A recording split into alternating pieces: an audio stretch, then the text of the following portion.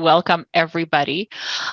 This is actually our first webinar of the year. We've had in-person events, but we haven't had a webinar, so very excited to see everybody here. My name is Dorota Ulkowska. I'm with Shing Digital, and with me are three wonderful speakers. There is Cash Wong, the president of Shing Digital, Chris Castle-Roland from MICA Controls, and Pete Lund from OPSWAT. And if you are joining us, you are to listen to the legislation for OT security. Are you in the loop? For those of you who are a little bit maybe unfamiliar with the term OT, that's operational technology. Just to verify you're in the right webinar. And wanted to just confirm whether everybody got their skip the dishes certificates. I don't know if you used them for today or if you're going to use them for the future. If any of you didn't receive them, please make sure to email me directly. You should have received emails from myself, so please do that. I want to also mention that each speaker will be going through different topics. Cash Wong will be going through the legislation, which is the cornerstone of this entire presentation. Chris will then go into real life examples of vulnerabilities. So instead of just talking about concepts, Chris has had quite a bit of experience and will be speaking to those examples of vulnerability that we see in the industry. And Pete will talk about real life solutions. So now that we know what is expected of us and what are the vulnerabilities, what is realistic, what are the realistic next steps for with regards to OT security. As you have questions, please ask them. Again, use the Q&A button. I will make sure to interrupt the speakers to ask the questions if they didn't see the questions, and ask them at any moment. And just a reminder that we are recording. So you will have access to this recording later on our websites as well. So to pass this on, I will now ask Cash to take over the screen, and over to you, Cash. Thank you. Perfect. Thank you, Dorota. Let me just share my screen.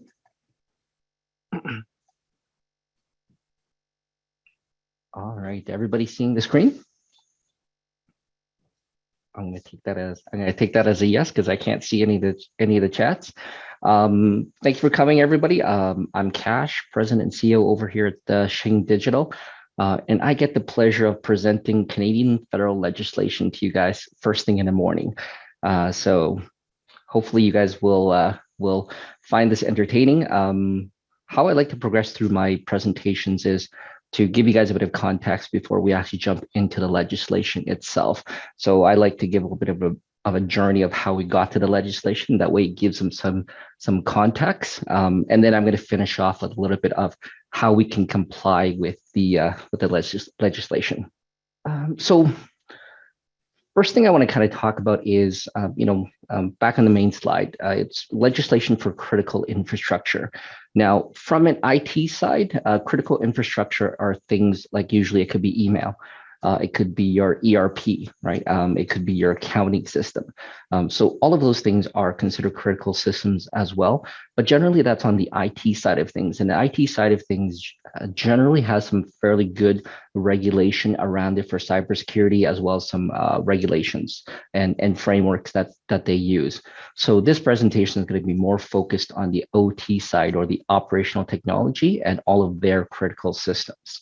So throughout this presentation, and as we talk, you're going to hear us talk about a few different things, right? OT is operational technology, and then ICS is industrial control systems, and that's the meat of all of the systems that run all of our operations. Whether that be controlling flow rates on a pipeline, whether that be controlling the chemical mixtures that go into water treatment, whether that be electrical generation and distribution. All of these systems are what helps to run our operations. And one of the last things I'll kind of point out here, I'm not going to go through it too much in this presentation, is IIoT, which is the Industrial Internet of Things, which is the next evolution of ICS systems that is, well, quite frankly, it's here. It's just going to take this there's going to be more adoption over the years. Instead of having all of these air gap systems that we use today in our ICS environments, we're now going to start using devices that are going to be directly connected to the internet. And so that's part of the reason why some of this legislation is very important and timely when it's coming out right now. So to talk about OT and OT security, first thing I want to kind of do is talk about, how vulnerable are the industries? How vulnerable is OT? The next few slides I'm going to be presenting are going to be by the IBM X-Force group, and this is part of their threat intelligence report. Now, this is the 2022 report, which has a look back in 2021, and I'm waiting for the 2023 report to come out.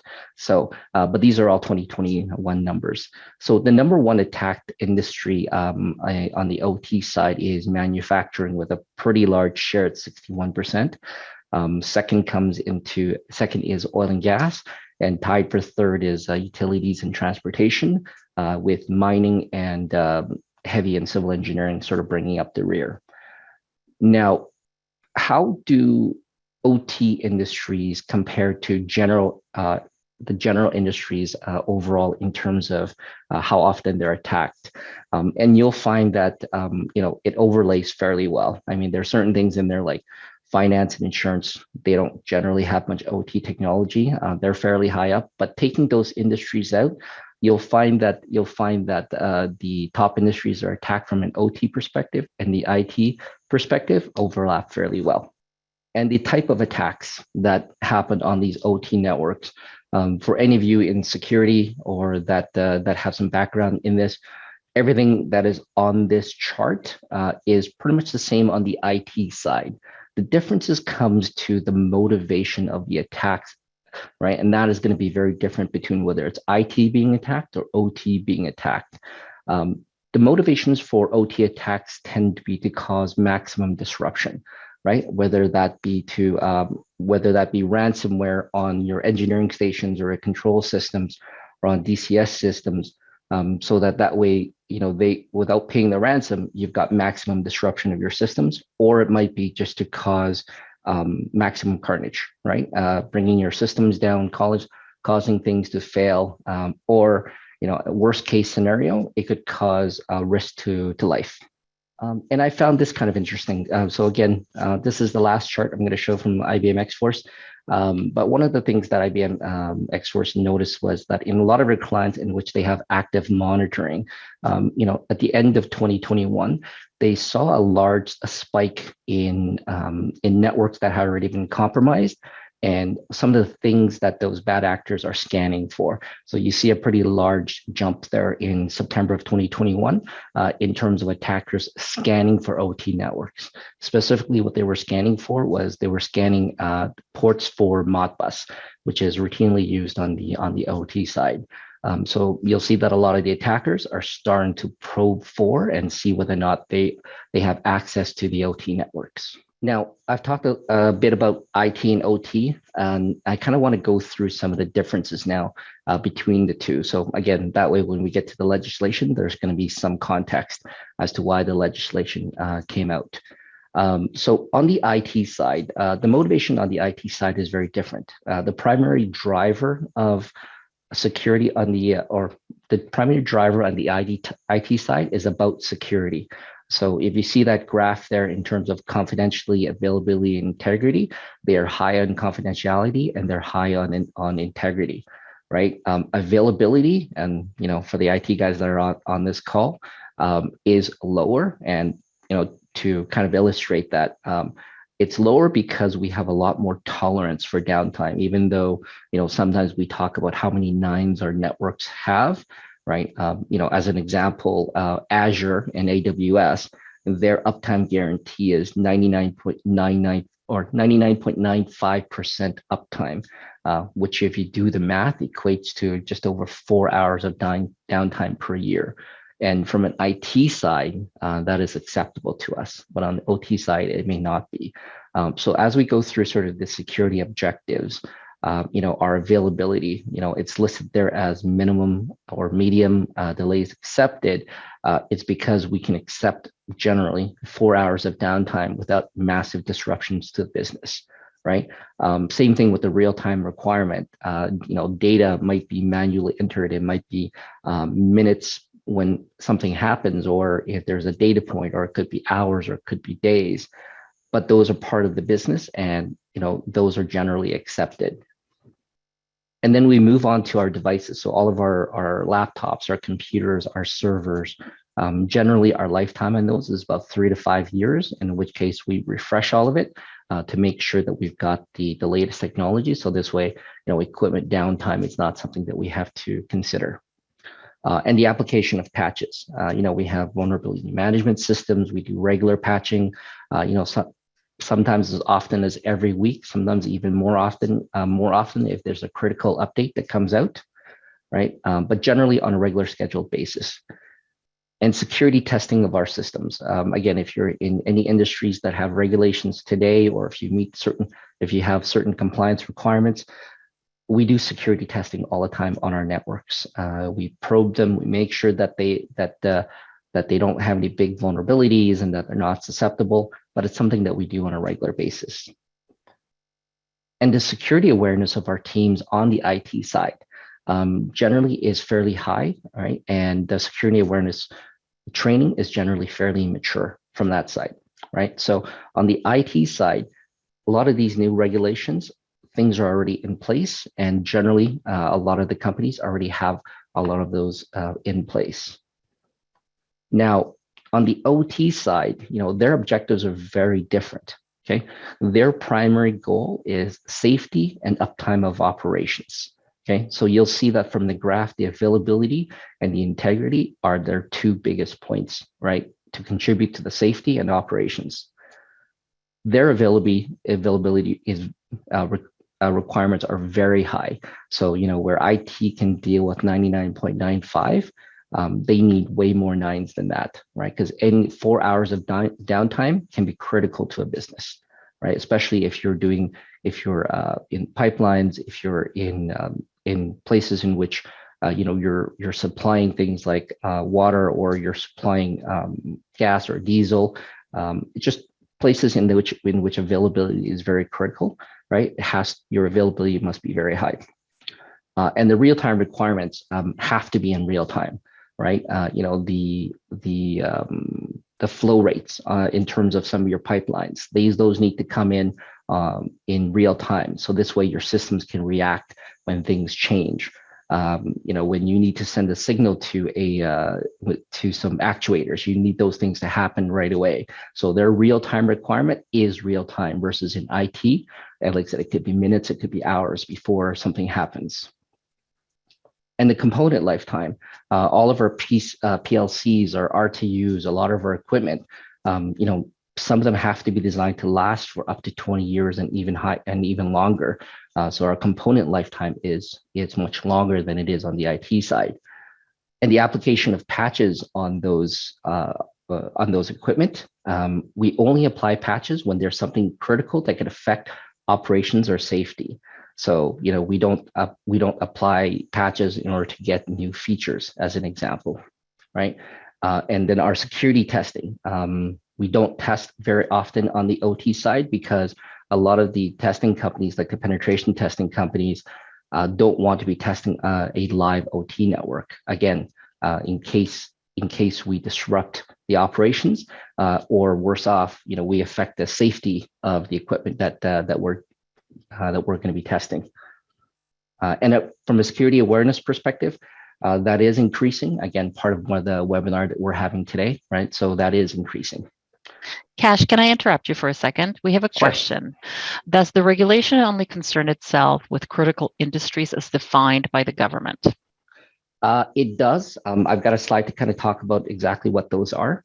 So I'll go through those in the slide that covers that. So that way I'm not skipping ahead too much. Okay, thank you. Okay.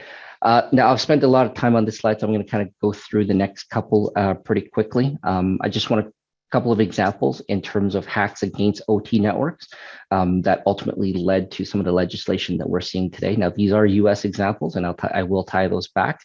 This was January 2021. It was a water treatment facility in in Tampa, in which case a operator station got compromised. There was something called TeamViewer that was installed on that computer for very legitimate reasons, right?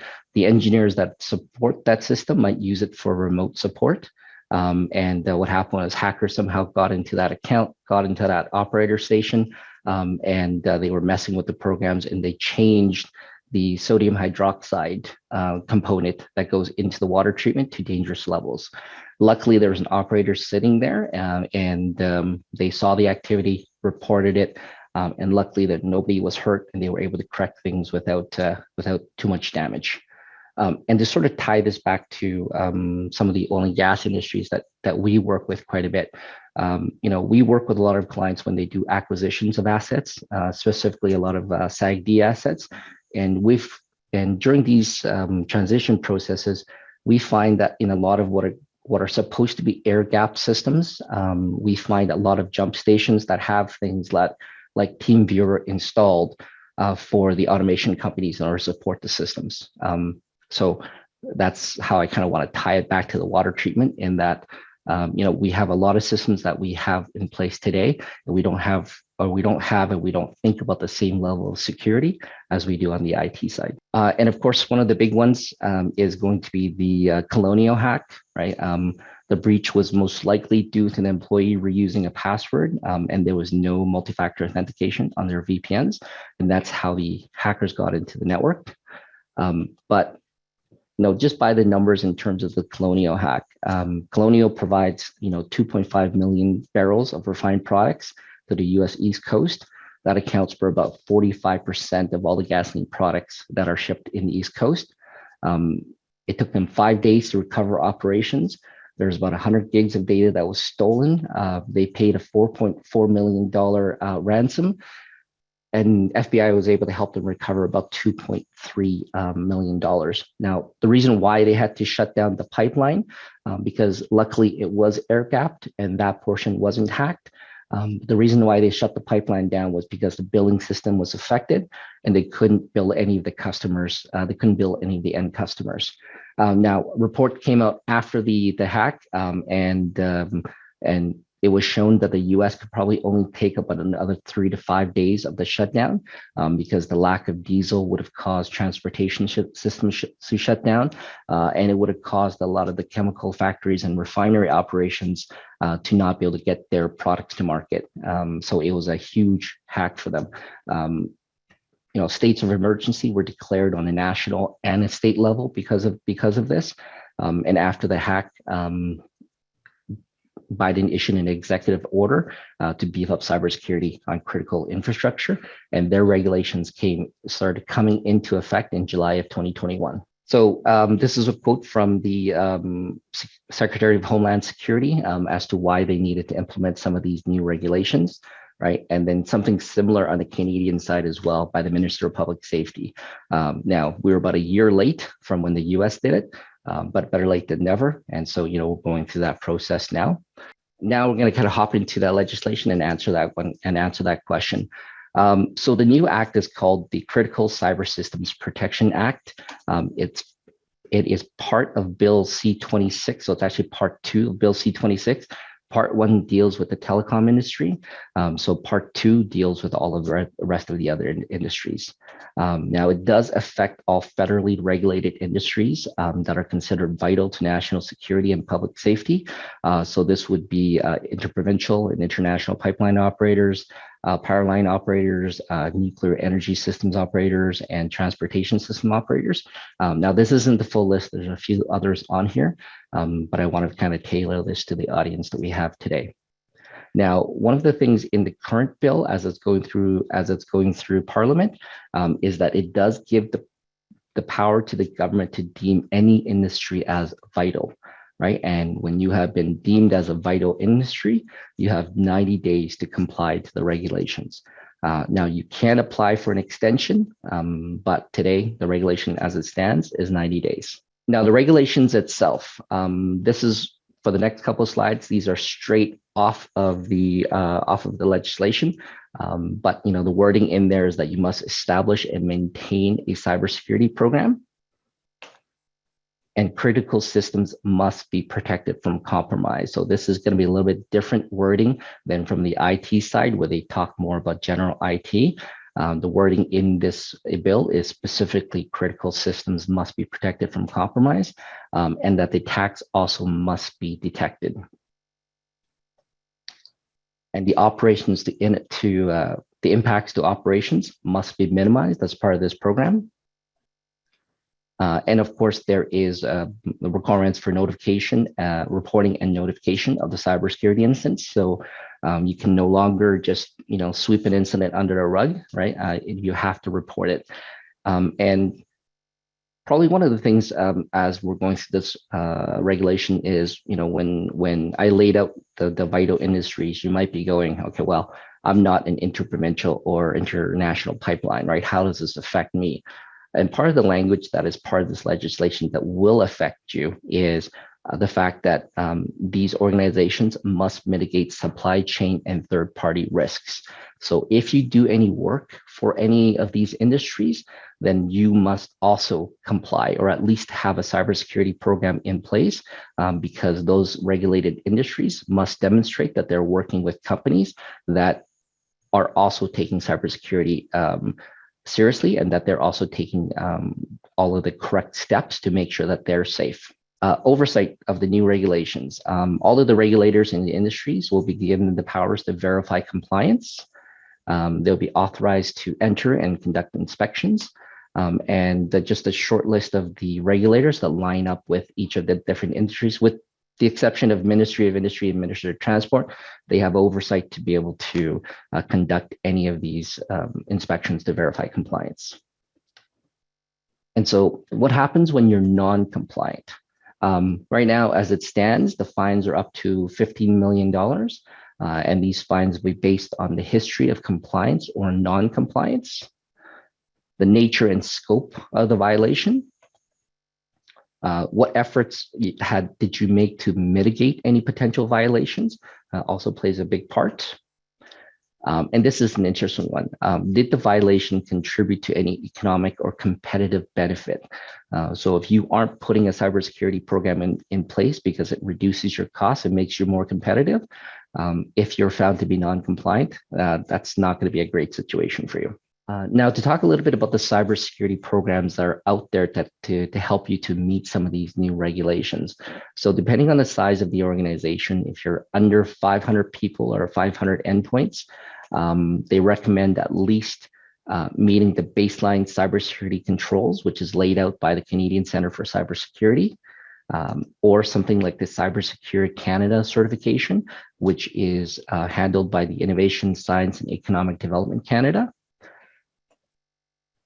If you are an electrical generator or operator, there's NERCSIP, which is the North American Electrical Reliability Corporation, and specifically their Critical Infrastructure Protection Framework. There's ISO 27001, and then probably the most popular is the NIST Cybersecurity Framework. That's the one that we follow the most often when we work with our clients in terms of compliance frameworks. And just as a survey from SANS in 2021 for OT ICS operators in terms of what framework they follow. And you'll see here that NIST is the most popular one, but there's quite a number of them that you can follow as well. Cash, I just wanted to let you know that you're on time. So if just kind of speed up the presentation, I would appreciate it. Thank you. Just a couple more slides. Just a quick overview of the NIST cybersecurity framework, and you're going to find that a lot of the frameworks generally follow the same. As part of the NIST cybersecurity framework, you've essentially got 5 pillars to the network or to the framework: identify, protect, detect, respond, and recover. And of course, it's a continuous improvement process because the hackers will stay diligent and they're going to keep trying to find new ways. So we must continually adapt to protect our networks.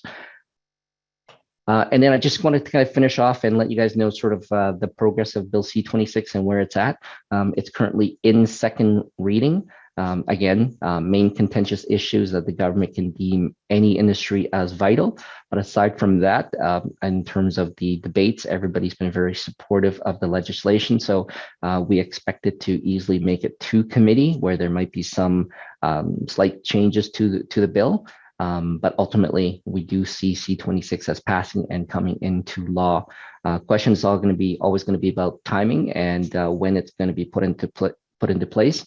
But for everybody on this call and for every industry that is affected, it's about getting ahead of the game before you're required to do it. So that way you have a little bit more time and a little bit more breathing room. So, and that is the end of my presentation. Thank you very much, Cash. Really appreciate it and very informative.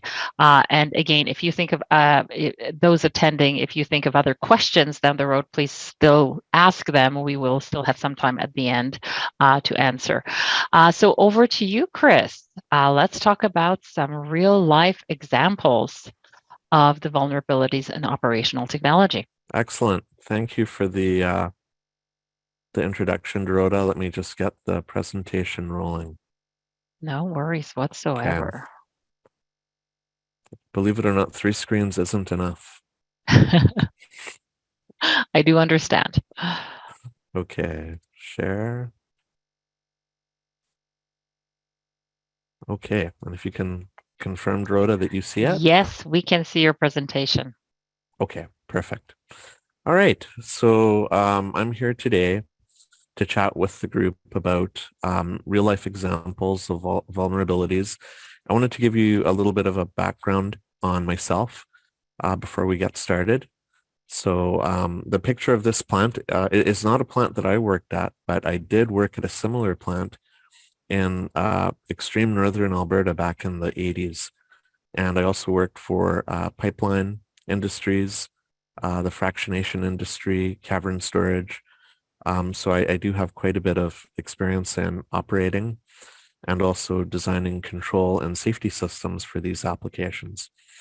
So just one moment. Next slide. All right. So I won't bother you with all of this. The industry that I'm primarily involved in are for life safety purposes. My company and myself are very focused in safety instrumented systems with a focus on burner management, high integrity pressure protection. We also have a history of doing SCADA projects. We're also involved in Internet of Things technology used in SCADA projects. I'm a professional engineer. I'm also a functional safety professional, which is it's an ability to use probabilities and statistics to determine the probability of failure of a system for the purposes of meeting the requirements in life safety systems. So let's talk a little bit about the agenda. So I'm going to give you a little bit of a background on cybersecurity. There's some funny examples there as well. I'm going to talk about some applications that I've personally been involved in that cover safety system and DCS integration and some of the risks associated with that. And a second application that covers midstream operators and pipeline data integration. Okay, so I found a really great resource. I've put the link here for you. This is probably something that you should all go and download. There's several examples here that you'll probably find a similarity between your own operation and what happened to these operators. So it's www.gov/servlet/purl/1505628.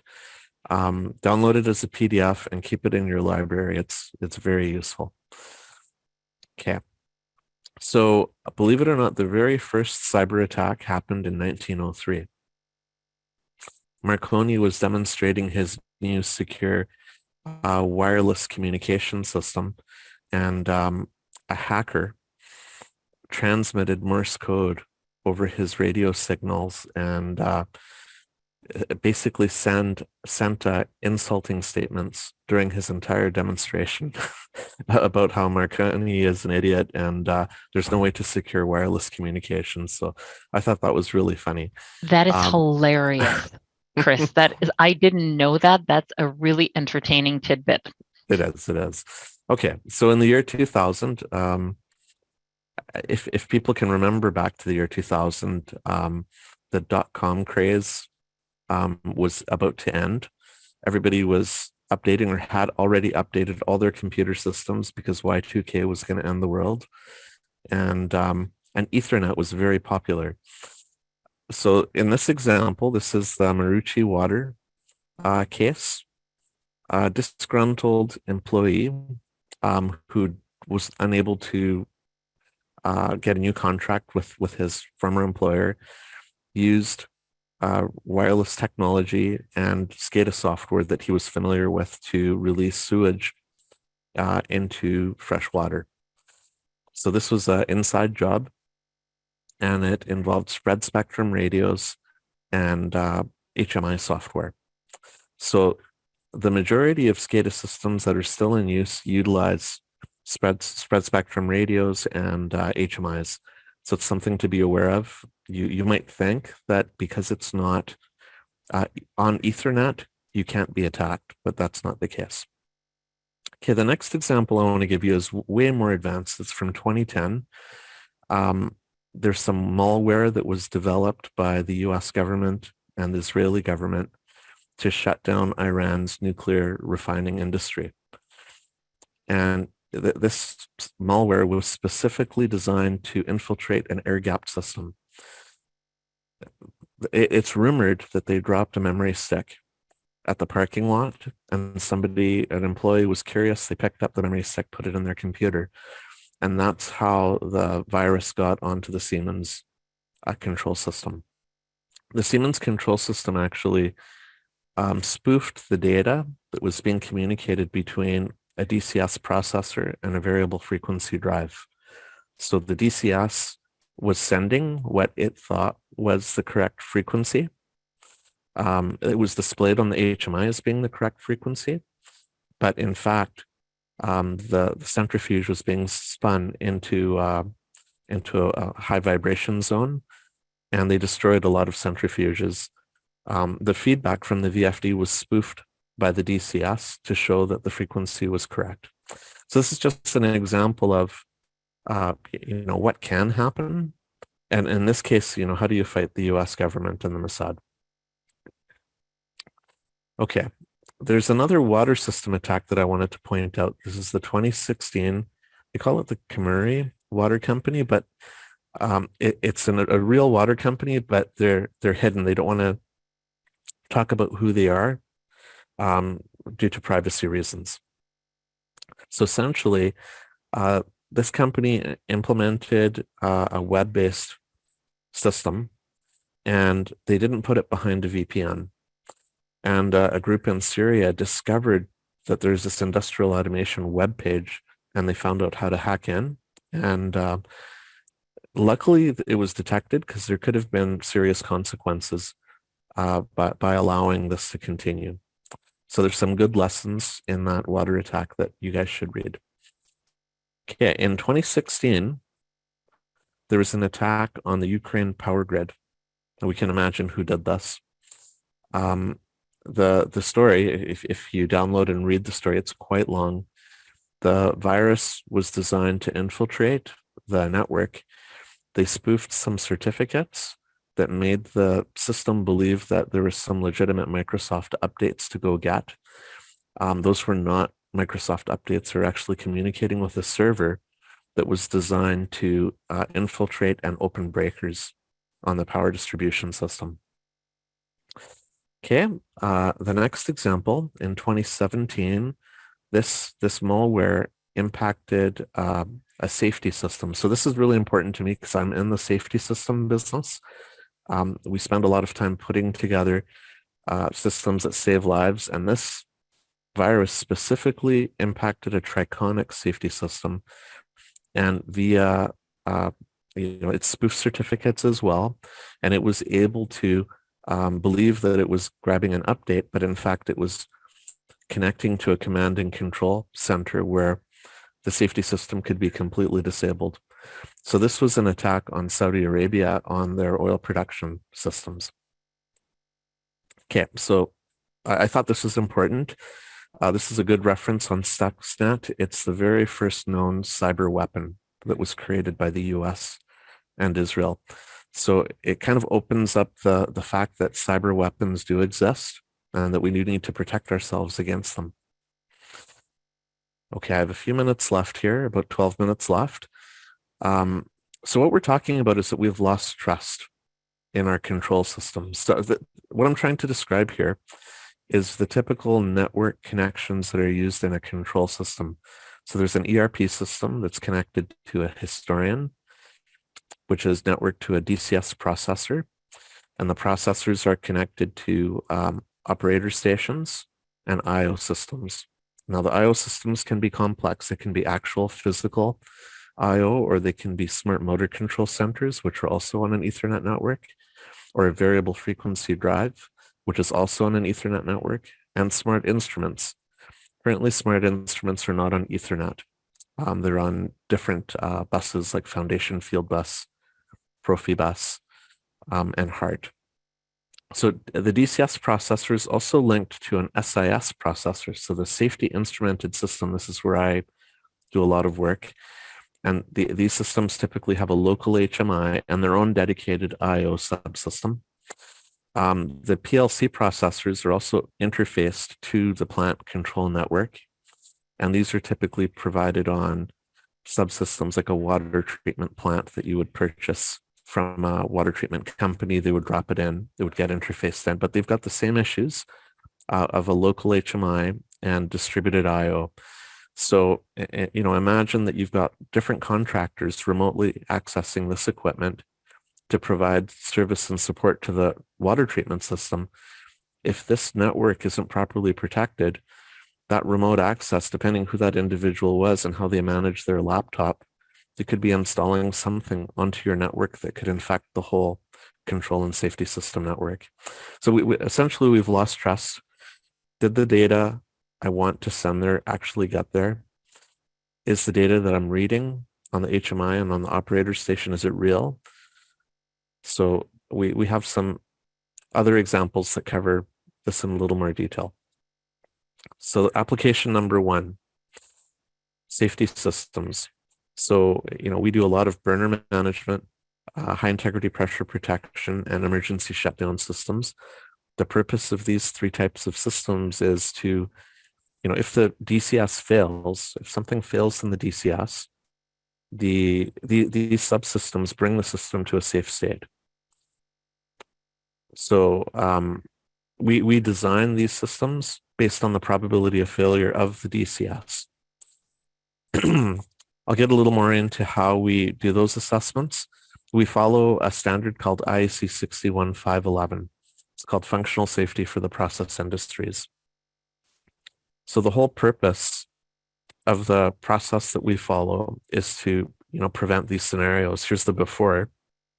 We have a process furnace out in the field, and the after is it's blown up and there's carnage. So there's a lot of things that can cause this. What we do is we perform a hazards and operability study where we review the design to determine all the process risks, ensure that they're covered correctly, and any gaps in the basic process control are then covered by the safety instrumented system, utilizing things called SIFs. A SIF is a safety instrumented function. So for example, in a process heater, if a control valve fails, if the distributed control system fails that valve and it goes wide open, there's a pressure transmitter on an independent system that detects the high pressure and it shuts down the system before you get into the explosion. Okay, the LOPA is called the layer of protection analysis. This quantifies the risk for each SIF. So we might say that, okay, the probability of that valve failing is 1 in 10 years. What's the consequence if we do have the explosion? How often are operators around the heater? And then we do a calculation that says, okay, based on the number of people that are present, based on the acceptable frequency that the operating facility has. Okay, we're going to have a SIL 2 or a SIL 3 SIF. So SIL 2 or SIL 3 are orders of magnitude in safety coverage. So that will define the level of redundancy and hardness that the safety system or the SIF needs to provide. Then the third step is we do a SIL verification. This is where we, after we've designed it, we do a statistical analysis of the system to verify that we indeed are providing the SIFs with the correct SIL coverage to prevent this catastrophe from happening. So SIL is safety integrity level, SIF is safety instrumented function, and SIS is safety instrumented system. So there's a lot of acronyms there. My apologies. Okay. So there's a real drive in the industry right now to move people away from the critical equipment during the addition of energy. So when we introduce energy like gas flow or a spark to get a burner going, this is typically where the catastrophe can happen if something has failed. So if we can remove operators from an area, that's a huge benefit. Saving lives is the priority. We can always lose equipment. Losing $100 million in equipment is, if you have a catastrophe, it's going to happen regardless. By designing the system so the operators aren't in the line of fire, that's just good practice, and this is the way the industry's gone. So what this requires now is more data, more interfacing between the SIS and the DCS. So there's a lot more sequencing involved, a lot more data communicated about the step of the sequence into the DCS from the SIS. We do valve diagnostics now. We have to log the valve diagnostic data in the DCS from the SIS. We're doing fully automated startups where operators don't need to be under the equipment. So there's a lot more complexity. We're also reducing manual intervention. So essentially, we're providing safety systems that operate under full remote control. So remote, not from Hawaii, but from the control room, which could be a kilometer or two away from where the fired equipment is at the plant.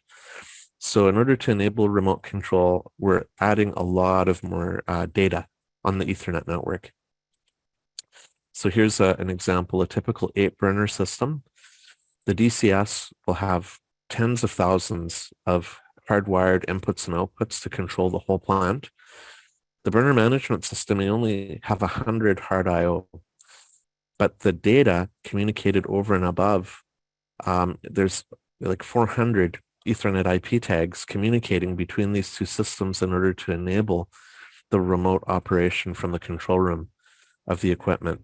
So when you can't trust your networks, how can you verify or feel comfortable that the data that should be communicating between these two systems is the only data communicating? So we found a product. You're going to learn more about it in the next presentation. It's called OT Fuse by a company called OPSWAT. And we've been utilizing this technology to guard our safety system applications from infiltrations from the DCS. That's our perspective, that when we implement these systems and we leave, different vendors are coming in to maintain the DCS. They're plugging their laptops in. Who knows what they're doing? We don't want them to get hacked and miscommunicate or communicate wrong data to the BMS. So using OT Fuse allows us to interrogate that data programmatically, ignore variables that are out of range, alarm if the data is out of range. And there's also the option to actually perform a fuse function where it open circuits. So it stops data flow, maintaining the integrity of our life safety system.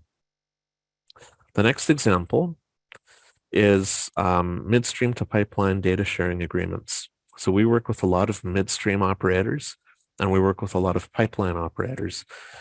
A lot of them have analyzers and flow instruments on both sides. So, they're shipping product from the midstream plant to the pipeline or vice versa, depending on the type of pipeline that it is. So the data sharing agreement, what it does is it reduces manual work. It reduces the requirement for auditing, because now you can connect both control systems together with a network and share that data in real time. So that causes the same issues that I described earlier. Someone could be working at the midstream plant. They could connect a laptop, install a virus that could infiltrate the pipeline network, and vice versa. So we've implemented, excuse me, we've implemented OT Fuse. And the thing that we really like about it is that it really allows us to share the data as per the data sharing agreement and nothing more. Okay, I'm going to talk to you a little bit more about our company. So our company provides the services that I described: life safety system design and analysis. We also have an online shop, so you can purchase these cybersecurity products on your own. We can help you design and implement, or you can purchase and install on your own. So our webpage is micacontrols.com. Our store is shop.micacontrols.com. Here's a little bit about our offices and satellite offices across Canada. This is just a snapshot of our webpage. And here is our store. So here's the OPSWAT OT Fuse on our store. We do also sell remote access equipment, easy to deploy VPN equipment. We have a cloud VPN, which provides security on web-facing SCADA systems. We also offer very robust redundant networking technology that gets used at the OT level. Thank you very much. Wonderful. Thank you so much, Chris. Really appreciate that. That was very informative. And what a great example or examples, based on what Cash mentioned with regards to the legislation. You made it really real life in your example. So appreciate that. And also a really great introduction to Pete from OPSWAT with regards to the type of realistic next steps that organizations can take to deal with the vulnerabilities in place. So Pete, over to you. All right. So I'm going to talk a bit about, as asset owners and operators and IT and OT security professionals, how do we deal with all these problems we just talked about? Chris gave us a nice intro of the OT Fuse product, which I'll talk more about. And really, how do we build cybersecurity maturity? What are the steps to take, and how does OPSWAT help its customers get there? So a quick intro about me. This is, of course, the company approved bio, but I always like to share one story of how I became probably one of the youngest industrial controls engineers, ultimately working for my dad, who ran golf courses growing up. So you can think of my dad as very much a Bill Murray type. And when handed, very large, complex electrical irrigation systems, he looked to his kind of young computer wizard son to help him navigate this environment. So this started with, troubleshooting mechanical relays and timers, doing lots of rebuilds based on, rodents getting in control panels, and all the way up to the irrigation system getting digitized, introducing things like RF control, building in things like pump injection for things like chemicals or watering agents, and all sorts of other fun things. So unlikely story of getting exposed to industrial controls at a very young age. I then worked for Schneider Electric for a while, spent some time on the IT side and the maritime side, as well as a longtime employee of Industrial Defender. So that's a bit about me, and a bit to kind of further build up kind of the landscape of the world. A few weeks ago, I spent some time at the ARC Advisory Conference, where they focus on kind of looking at the cybersecurity maturity of the world. And we borrow a few really great slides around where are we as an industry, and as to where they kind of judge most organizations. And I think probably on average, yes, folks are starting to get more secure. They're seeing that the threats that Chris talked about are very real. the regulation that Cash went into is very real, and those fines can become very real very quickly, especially in that well-established NERC SIP space where we've got a good history of auditors, certainly being lenient, but when there was kind of gross negligence, a multi-million-dollar fine has indeed been levied. And this kind of also maps back to what Cash talked about around compliance frameworks. This is very much based on the NIST CSF, cybersecurity framework. The great part about all these different regulations and frameworks is they're all very, very similar when you break them down. They ultimately, tell you need to understand your environment. You need to have visibility to it as the baseline. It's really hard to become mature or have you don't know what you have, right? And part of what I've seen in the industry is folks kind of wanting to jump down to the right? They want to get into the fun anomaly detection, machine learning, tool solutions that have all the fancy buzzwords and bells and whistles.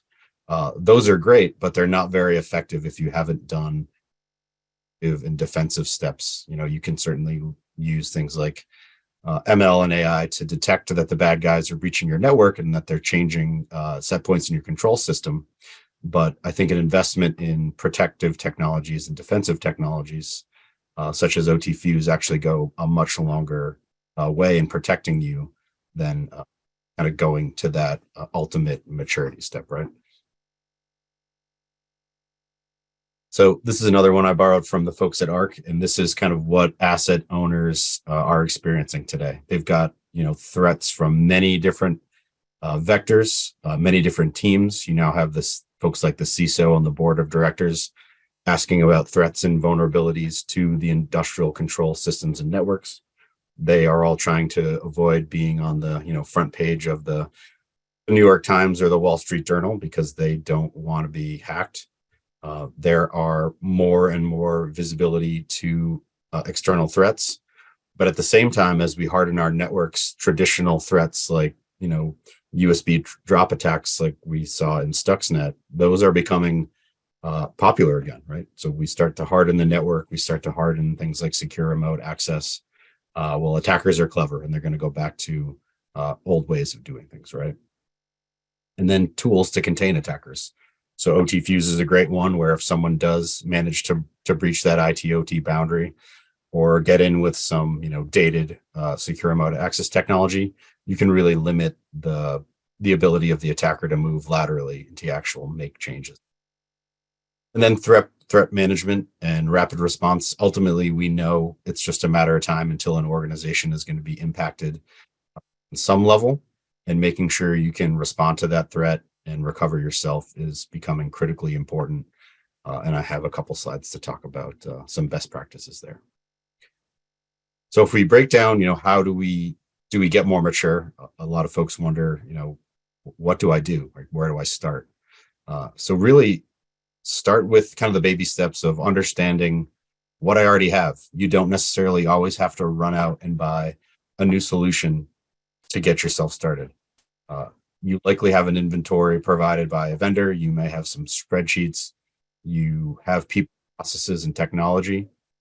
And start by doing that kind of crown jewel system level analysis where what's the most likely way for an attacker to get in, and how do I prevent my generation system, my gas pipeline from actually being physically compromised? Where can they get in, and what's the worst case scenario, and kind of build out from there. Big thing that we always like to advise folks on, this is oftentimes the hardest step, the step where you'll spend lots of hours in investment. And unfortunately, as you get to the other side of this step, you are not necessarily any more secure in his organization. You're certainly great at understanding your environment. You've got some visibility. Your environment, but now you only know when and how you're going to get compromised, and you're not actually getting yourself more secure. And that's a really hard starting point to get over. And that's something that folks need to kind of address up front. Like, hey, we're going to make this investment in people, process, or technology. It's going to be, $100K or $50K to understand what we have and where our problems are. And that's where you need to start before you actually kind of willy-nilly putting in new technologies to help ultimately protect you. So as we build on some of those what if scenarios, the visibility solution should be informing you, what do your networks look like? How are your users interacting with resources like files or the cloud? Do emails come across into this environment? Do I have local storage? Do I have network storage? Do I have third-party contractors coming in? Are they bringing their own laptops? Are they bringing phones and tablets? Is Bluetooth being used? Start to think about all those scenarios and the likely outcomes of what could happen. And when it does happen, how do we protect it? As we get into defensive, this is where companies like OPSWAT can help with kind of those enabling technologies that not only help you defend your environment, but also give you visibility and providing the data to the right teams, at the right times with the right level of visibility. So this is where we talk about, traditional IT solutions of firewalls are great, but at the same time, they can be vulnerable, they can be misconfigured, and you've got things like unidirectional gateways and data diodes to actually go and back those solutions up, where they become much harder and secure. So if someone does misconfigure a firewall, or you are vulnerable to a breaking vulnerability, you have a nice backstop of a data diode. Oftentimes, as we mentioned earlier in the presentation within OT, you've got very, very long lifespans and patch windows that are either non-existent or just simply don't have the ability to do it, the staff, or can, ultimately deal with that downtime. Because generally in OT terms, downtime isn't something you can make up for. If you're pumping oil out of the ground or generating electricity, if you've got downtime, you can't go and make that up by working, double hard or twice as fast, or having, employees come in on nights and weekends if you're already running, 24/7 and 3 shifts. Think about the use of multi-factor authentication. That's something that could definitely stop many of these attacks on older VPN systems or secure remote access that hasn't been set up correctly. We've got things like anti-malware. So when new files are showing up into the environment, making sure that they're scanned and properly looked at.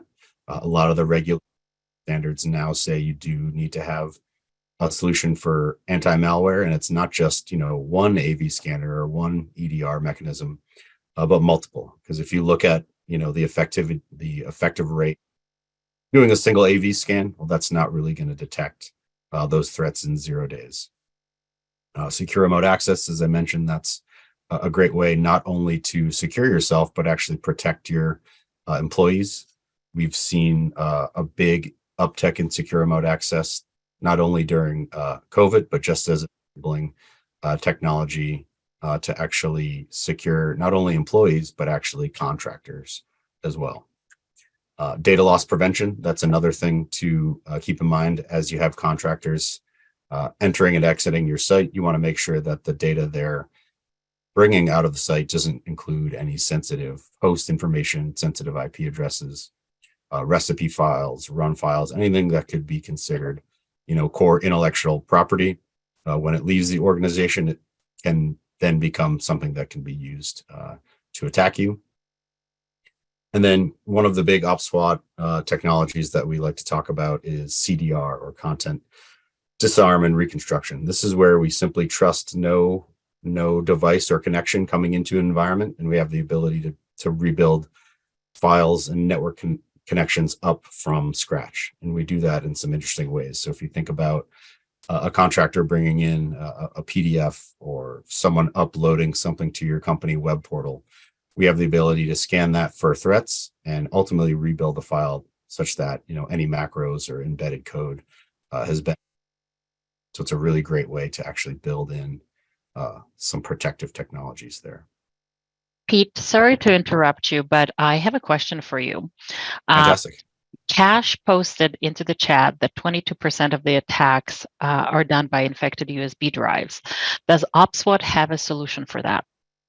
We do. We actually have one of the best removable media security solutions in the market. I'll talk a bit more about that when I get to a really nifty kind of Purdue model diagram of some of these attacks, but we call it our Meta Defender kiosk, and ultimately it bundles up to 30 different AV engines and some of these advanced EDR, MDR solutions to really help stop threats. And we can even help customers transition things like from removable media to actual network shares. So we can actually help you get off the use of removable media, which is a big objective for some customers. Okay, thank you. So now as we get into the detect phase, and this is the one, that gets the shiny attention, and most of the startups and the VC money in the space is talking about things like anomaly detection, and we've got some great solutions there. But this is a step that it's very, very easy to get wrong in your process. You really have to build yourself up to the point of anomaly detection. If you don't have well-trained models and good data scientists and good teams looking at the data, this is a step that can generate a tremendous amount of false positives. So oftentimes you'll see folks put in, an untrained model into an environment, and anytime the safety system checks in, it turns into an anomaly. And it's actually not a threat. That's just the safety system is checking in. It's not always providing traffic in a normal way. It's not something that can always be baselined easily. And don't get really distracted by anomalies. So really need to move things back to the basics and really make sure that you're ready to process this amount of data and have the use cases and the understanding of what you're looking for. What problem are you trying to solve with machine learning or AI? That's a really important question to ask organization wide before going down one of those steps. Then as we get into the respond and recover phase, certainly a shout out to one of my favorite shows is Parks and Rec, where they have a bird flu outbreak, and Leslie Knope comes very prepared with binders and binders of process, and ultimately is able to get through the respond and anything that the auditors basically threw at her. So it's really about practice, and this kind of a bit of a misnomer in the industry now is, well, I can just hire, I have an IR retainer with my resident expert cyber team, and I've got my cyber insurance, but ultimately those solutions don't make your company whole when there's an incident.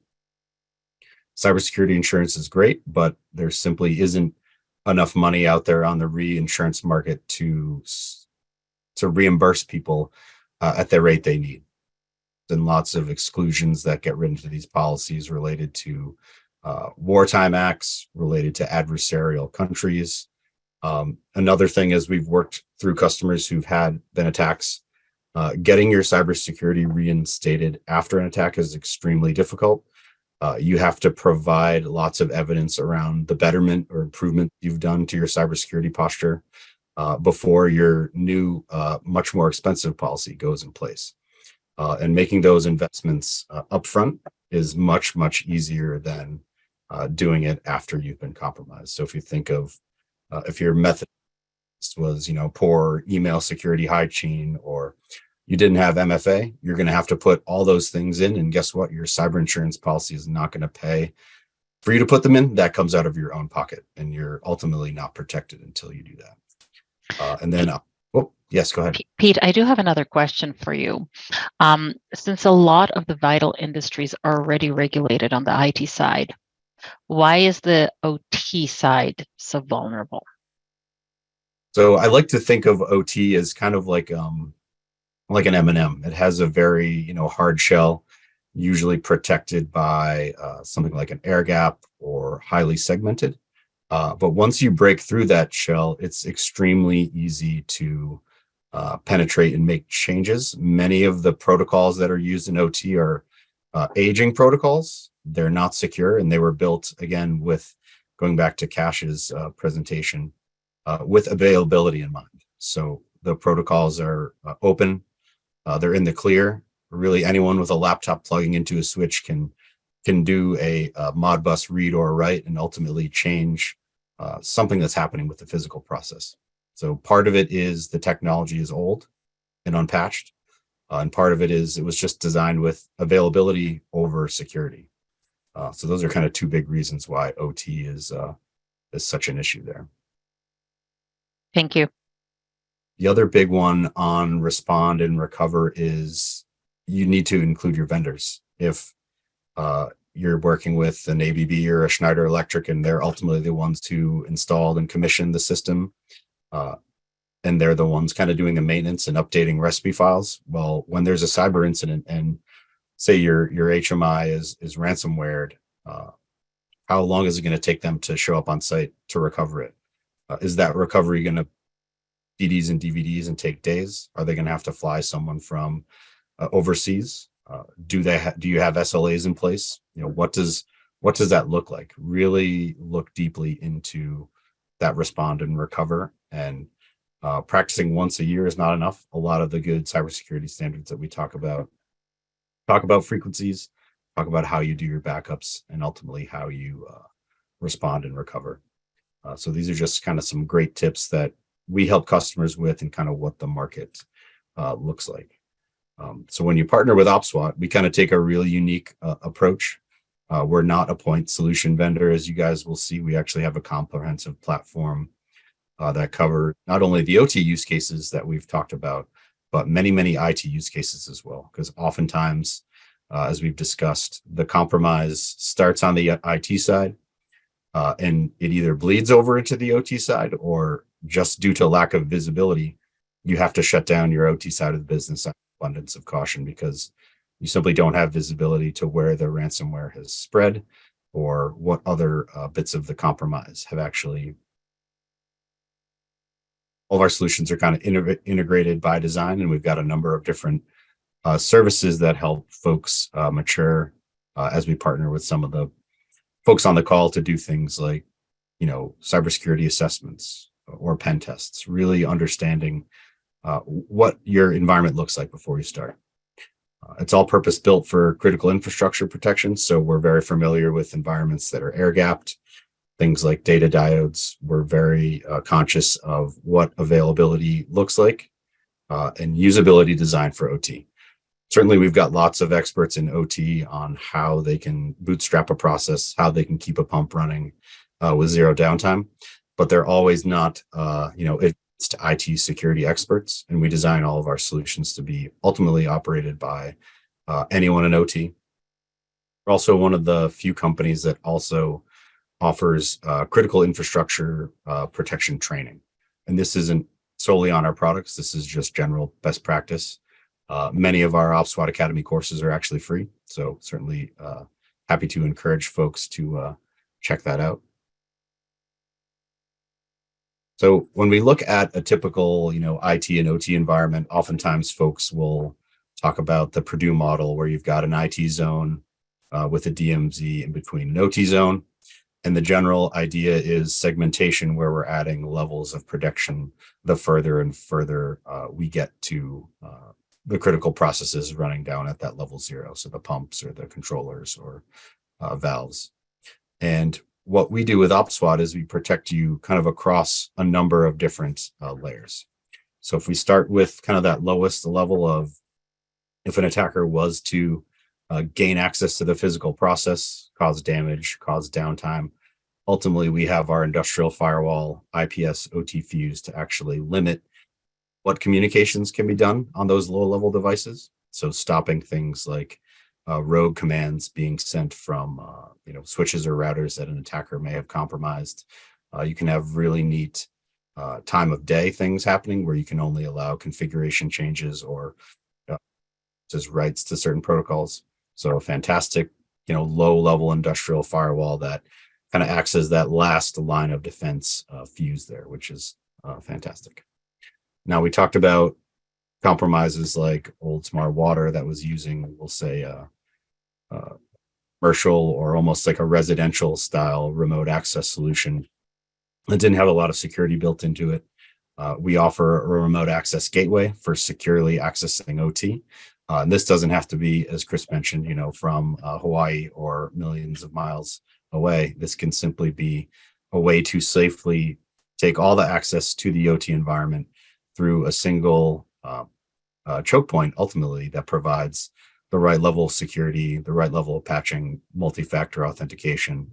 It even goes back and accesses, Active Directory and your different profiles. And it really provides the right level of granularity to contractors and employees alike at the right time, all with kind of logging and security built in where you can actually see what a contractor or employee was actually up to. Now, we talked about, things like Modbus scanning and other ways that folks are doing reconnaissance environments. Now, our Neuralizer product functions to actually detect things like that. So this is as you start your visibility journey of understanding what you have, you can put in a solution to actually look at that network traffic, and then it kind of bookends your maturity journey with things like anomaly detection as well. So that's kind of a nice 2-for-1 product. As we get into the other ways that threats make their way into OT, so Stuxnet and the use of removable media, still very popular. We've got a fantastic removable media scanning kiosk.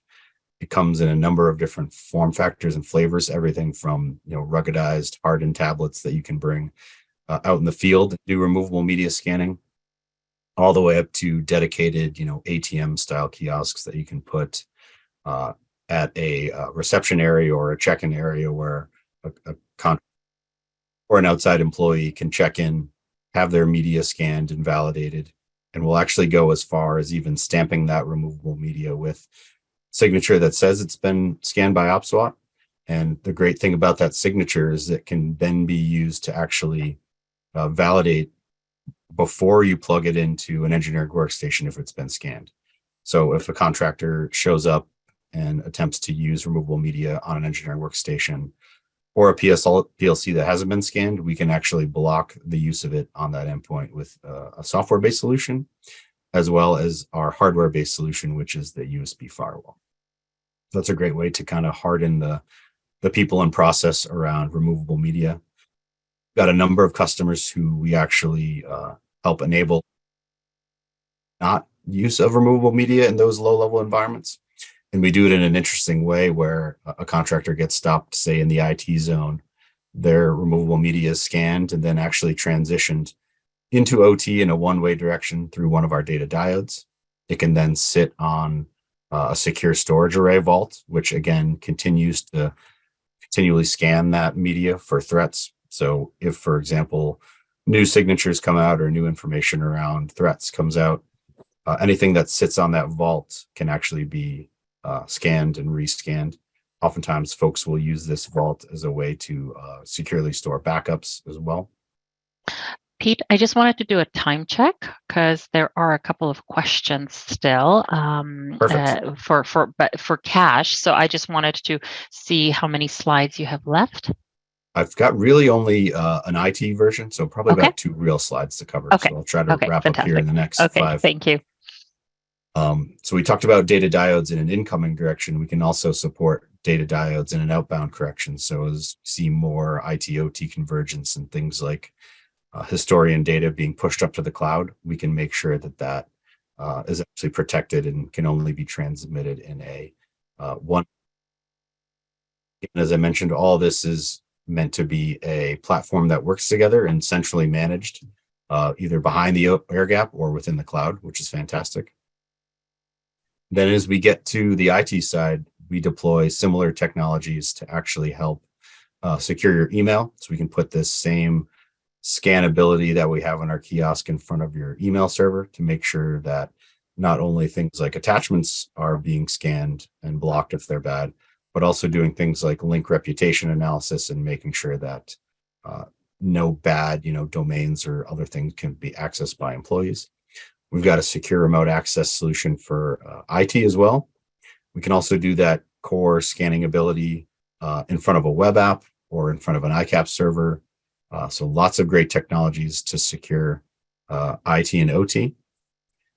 And with that, I'll finish just with questions and then my contact information up there if you want to learn more about OPSWAT or just talk about anything we've discussed today. Happy to find me on email or LinkedIn. Lovely. Thank you so much, Pete. So we covered quite a bit of information, and we have actually one more question. This one is for Cash. You mentioned IoT. How does that impact cybersecurity? Well, I think, some of the wording around that is Industry 4.0, right? I think between myself, Chris, and Pete, we talk about a lot of on-premise systems, right? So on-premise DCS systems, on-premise SCADA systems. But the next evolution of OT is IIoT, which is Industrial Internet of Things. So, your SCADA systems no longer have to live within your air gap network, right? Now they live up in the cloud. And so all of the devices that you have, well, now instead of just calling home to a local network, are now calling up into the cloud. So that entire Purdue model gets sort of turned on its head because you no longer have that air gapping. So, there's going to be a lot more considerations in terms of how do you protect all of these new Industry 4.0 devices, right? And Industry 4.0 systems. So, a lot of the systems that OPSWAT has in place, as an example, are going to be a lot of the ways that we deal with that. A lot of it's going to be governance to make sure that, we are very clear in terms of what can and cannot be done. So that way we don't interrupt the operations. Because again, the biggest thing of all of these OT systems is safety and uptime, right? We have to make sure we account for that in the new world. Absolutely. And Cash, I noticed that Chris spoke about MICA, Pete spoke about OPSWAT. You never spoke about who is Shing Digital. What is it that you do besides knowing so much about the legislation? To kind of pull everything together, MICA Controls and Chris is a customer of ours. So we work with them a lot of their cybersecurity and a lot of their protection, and we look after a lot of their IT. And part of how we sort of brought this together was, Chris and team, great on the OT side, a lot of the SIS systems, a lot of the things that they put into place, which we never hoped to do, right? Because they're great at that, we're not. But what we do though is that we work with both Chris and Pete from the OPSWAT side to provide these solutions. So in terms of remote access, we'll help with implementing some of the OPSWAT solutions that are there. We'll be the one that will help with the compliance frameworks. We'll do the consulting in terms of where you are today to where you need to be in order to meet legislation. So that's a big piece of what Shing does. Okay, thank you very much. If there are any other questions, please raise your hand or put it in the Q&A or the chat. But I will actually ask Chris in the meantime to speak a little bit about our next event, which is related to all of this. So Chris, if I could ask you maybe to unmute and chat a little bit about next potential steps. Okay. Thank you, Dorota. No problem. Okay. So as a professional engineer, I have to attend and provide a variety of professional development in order to maintain my status as a professional engineer. And what we plan on doing is offering technical sessions to anybody that's interested in OT cybersecurity, to help the engineers out there maintain their status. So in the next few weeks, you're going to see us roll out opportunities for your engineering teams to join us in various sessions where they can learn the nitty-gritty technical details about implementation and analysis in exchange for a professional development certificate. Wonderful. Okay, so we do a lot of this on the OT side, regarding PLCs, HMIs. We're training a lot of new engineers, providing them the professional development that they need that sometimes you don't get when you're working on the job, because when you're on the job, you're only exposed to what's directly in front of you. So what I will be doing is I will be following up with everybody. I will simply send everybody an email with just a brief outline of this information that Chris mentioned. If you're interested in more information on this or signing up, please email us back, and then we will contact you with that detailed information later on. So thank you very much, Chris. We have a few more minutes. What I would like to do is just maybe open this up to Chris, Cash, and Pete. If there are any last kind of thoughts or what you're seeing in the industry to tie all of this together. Really, the goal here is to help our attendees identify those vulnerabilities that they might be facing and their next realistic steps before the bills are in full effect in 24. Okay, so from my perspective, I feel that the biggest vulnerability is denial. We've spent a lot of time implementing systems with a lot of customers, and many of them are absolutely certain that they have been compromised and they really care about cybersecurity. But there's many more that simply don't believe it can happen. And those are the ones that are going to feel the pain the most because they're in complete denial and they're going to get hit hard. So I feel that it's my job in life to educate or convert the non-believers into knowing that they will be cyber attacked and they have to protect themselves. And I have to say that we do see this quite a bit. We actually, Shing Digital is having an in-person, believe it or not, event in Edmonton on March 16th called Industry Under Attack. Fear-mongering? Question mark. The reason being is that we're hearing a lot of individuals saying, hey, listen, this whole cybersecurity thing, it's just fear mongering. I've got my firewall on my multi-factor authentication. I'm fine. And it's that combination of, yeah, we are talking about it a lot. It may seem like it's fear mongering, but this is the reality of the world that we're living in.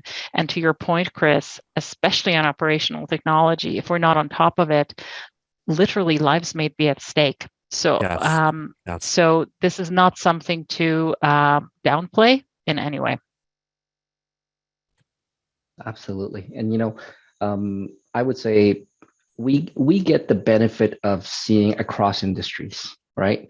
Pure IT environments, IT, OT environments, and to Dorota's point and Chris's point, we do see a lot of folks that go like, hey, you know what? The IT side is fine. The OT side, and maybe I can kind of color it a little bit in that IT and OT traditionally have kind of been at loggerheads, right? Mm-hmm. They're very different. IT is always about security. OT is about making sure they're operating, right, and safely. And they tend to be the ones who produce the revenue in most organizations. So IT generally, has to stay out of their realm to implement things like security, right? And so they go through their processes. But what we're finding now is that, again, just like my story about, finding TeamViewer on a jump station inside of a DCS environment behind some what is, very secure IT, that's a problem, right? Mm-hmm. And just like the example of the water treatment plant, it doesn't take much, right? It takes one entry point and you're pretty much done. Once they get into the network, if you don't have the systems in place to detect them or stop them, when it comes to the PLCs, it's I would say most PLCs today, cannot be taken over like a computer can. But what they can do is they can manipulate all of the tags and all the settings, put them outside of their normal operating parameters, which again can cause damage, can cause loss of life, right? And that's definitely something that from a safety perspective should be number one. I have a couple of questions here. On the architecture, you showed the DMZ gap between level 2 and level 1. Normally, it's not easy to insert security tools between level 2 and 1 without interfering the control. Yeah, that can be certainly a challenge, and those environments we like to treat them very much with kid gloves. So usually the first part of the approach is, well, what can we learn and monitor in a passive, safe way? So do I have a way to traffic that's totally out of band with that, level 1, 2 level of communication? And once you have a good understanding of that and what the communication flow looks like, that's when you can layer in something like an OT fuse, where it is a quote unquote, say, bump in the wire, but it has been deployed successfully and does not provide excessive delay to that communication flow. And you've got a great way to basically protect yourself there. So it is definitely tricky, but usually kind of crawl. Oh, your audio cut out there, Pete, at the very end there.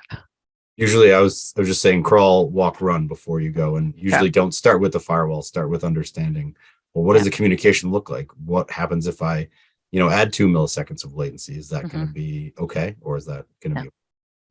Yeah, from our experience, so we live in that DCS interface to SIS to IO subsystem world. There's also dedicated HMIs that exist in there. Typically, the delay between HMI to processor, there's a lot of tolerance for delays there. But I'm going to say that the OT fuse doesn't really add any more of a delay than a network switch. And network switches are commonly used in these IO subsystems now. We have a very large water municipality water project that serves about 3.5 to 4 million people. And their entire IO system, we supplied all of the network switches. They're fully redundant fiber optic rings. There's, if you look at it from the classical control system perspective, you'd think that's got to introduce a lot of delays and problems, but it really doesn't. It's milliseconds. And, and the industry has done a really good job in hardening these networks. We talked about the availability. 7 nines is what's expected for the process industry in terms of availability. So we've met that requirement by using redundancy hardened networks. All we're asking now is, okay, they're robust. Let's prevent them from getting hacked, right? So we feel that we have the technology and that it's not a risk. If your IO subsystem doesn't use OPC or Ethernet IP or Modbus TCP, if it uses a proprietary protocol like the systems used to use in the 90s, it's very unlikely that you're going to have a processor to IO subsystem issue. But if it's an open protocol, as Pete mentioned, there's an opportunity for failure, and it should be, you need to address it. One more quick question, because we're almost at time here. Would there be a basic higher level course for non-electrical engineers? Chris, on the OPSWAT Academy, yeah, if it's OPSWAT Academy, yes, we have everything from basic to advanced, and I'll let Chris talk about what MICA offers. Yeah, and a lot of our courses, they are for engineers. There's a lot of non-electrical engineers that do control systems work. I'm a mechanical engineer, and a lot of the user software is structured for humanity to understand. You don't have to be a Sparky. Love that. Well, I know that it's 12 o'clock Mountain Standard Time. Thank you so much, everybody, for joining. I will be looping you back in with an email and a follow-up when the recording is ready. It will be on all of our websites, so you can access that as well and share it with your friends and family. And I will be making sure for those who requested it, to share copies of the PowerPoint presentations as well. So thank you again, and have a lovely rest of the day. Thank you, everybody. Thanks, everyone. Thank you, everyone. Bye-bye.